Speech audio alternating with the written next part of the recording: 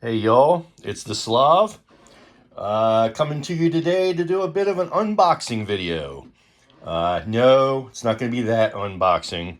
Still don't have my swords and bayonets yet, but as I do this video on Saturday afternoon, I have received my shipping notice and I should be receiving it at some point on Tuesday. Instead, we're going to do a little retro unboxing, or more like unflatpacking. Just picked up on the Constant World Marketplace Dreadnought. Mid-70s SPI naval goodness. Purchased this a few days ago on the Constant World Marketplace from Mike Nagel. Some of you may recognize his name. He is a designer himself. He is the originator of the Flying Colors series of naval war games, Age of Sail games, sort of grand tactical geared towards fleet battles. They don't quite have that level of detail that you get from miniatures games or from stuff like close action or wooden ships and Iron Men, but they are much better at the fleet level, which is kind of what Dreadnought looks like to me.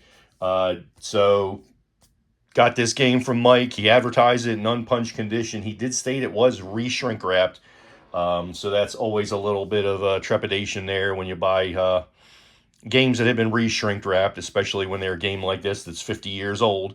But I already took a sneak peek, and I am very happy with what I got. This is I think the third or fourth transaction I've had with Mike through Constant World Marketplace.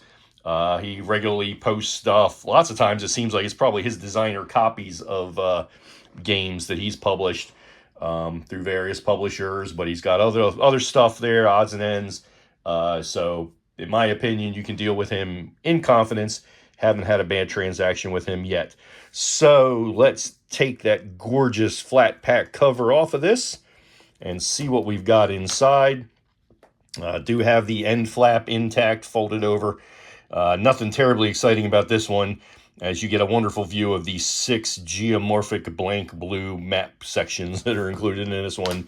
It is a naval game, obviously, and it has that sort of endless map edge concept where you can just, if you're going to run the action off of one edge, just move the unused map sections back over to where the action's going, and you can just kind of keep on moving.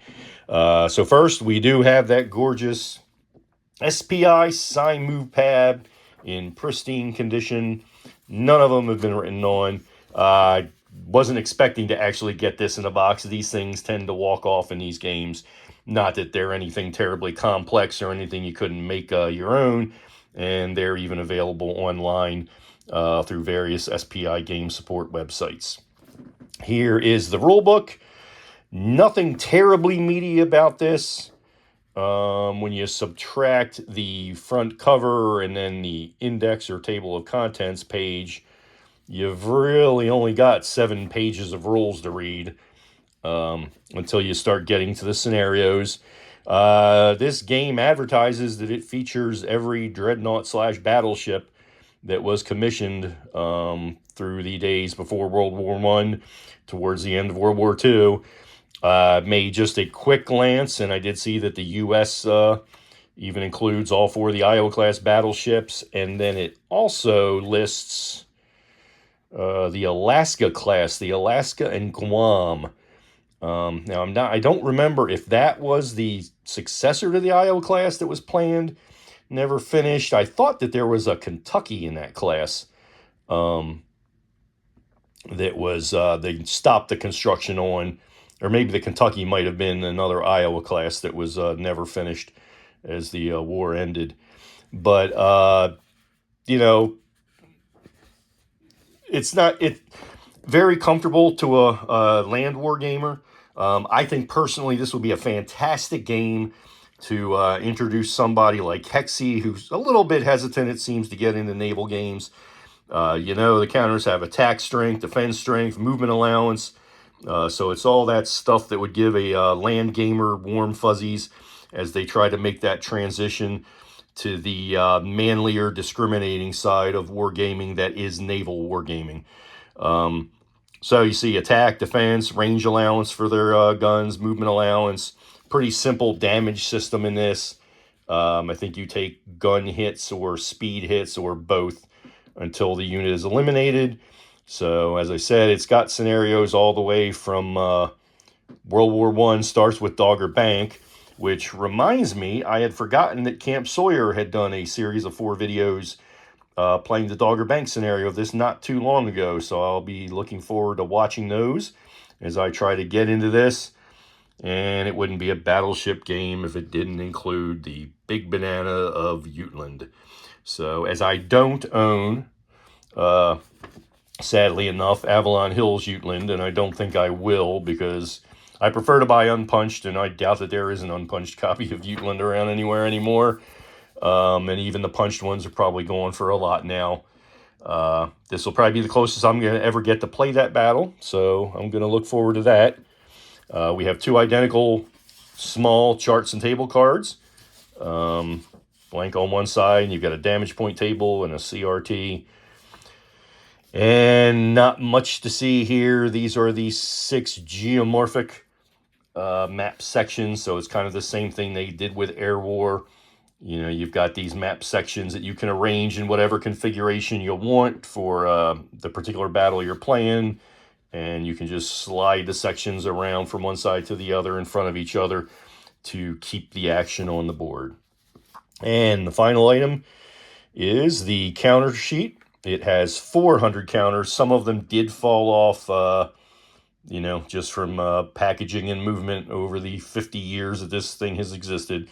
But those few that did fall off, I verified they are in there. They just dropped onto the tops of those counter trays. So I am good to go with the counters. We've got British, US, Japanese, Italian, even a few Spanish, Argentine, Brazilian, and we've even got 8 Russian. Not sure whether those are Imperial Russian from World War I, or maybe there might be some Soviet ones in there. I'm not sure. I think they're probably World War I. I didn't see any World War II scenarios that included Soviet units. I don't think they ever even did anything with any battleships they did have. They tended to just use their ships for ground support. So looking pretty neat here. Backs of the counters are blank, so you're not going to have to worry about flipping counters or anything like that when you play this. Just move these ships around on that beautiful blank blue hex grid. And then we have our standard bottom to the flat pack. Both of the lids are present. The only thing that is missing is those lovely tiny little SPI dice. But I certainly have enough flat pack games and other SPI games that I could play with those if I want, not to mention the other scads of dice of various shapes that I have. So that is Dreadnought by SPI, published in 1975. Little blast from the past as I wait eagerly for My Swords and Bayonets and the American Revolution Tri-Pack 2 to land, which, as I said, should be some point on Tuesday. Hopefully it gets here a little bit earlier. But be assured that when those things land, I am going to rip them open, and I'll post some videos of those contents. People have already done unboxing videos of both those games. No surprises really what's inside. Hexy's even put together a couple shorts as he's opened up his copy. So, but I'll still probably post something anyway just to let you see, and then I'm going to start getting into there. Probably will play whatever scenario comes with the, is integrated with the example play booklet. I think that was Big Bethel. I'm not sure. But that would certainly be a battle that I would like to play. Pretty familiar with the Tidewater area of Virginia. And it's an 1861 battle, I believe. So I think that would be neat to crack into first as I work my way, hopefully, through all 4 of them. So that'll be it for now. See y'all later once I get the GMT goodies in my hand. Bye.